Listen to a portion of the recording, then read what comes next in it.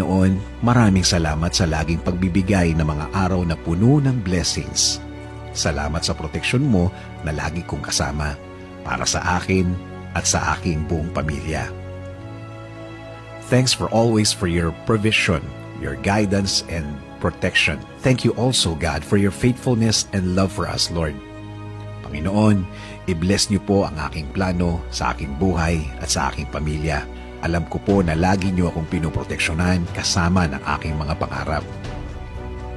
Panginoon, hindi po ako isang perpektong tao at alam ko po na hindi rin perpekto ang aking plano. Pero kayo na po ang bahalang mag-ayos ng mga mangyayari. Dahil naniniwala pa rin ako, Lord, na ikaw ang mas nakakaalam ng bukas.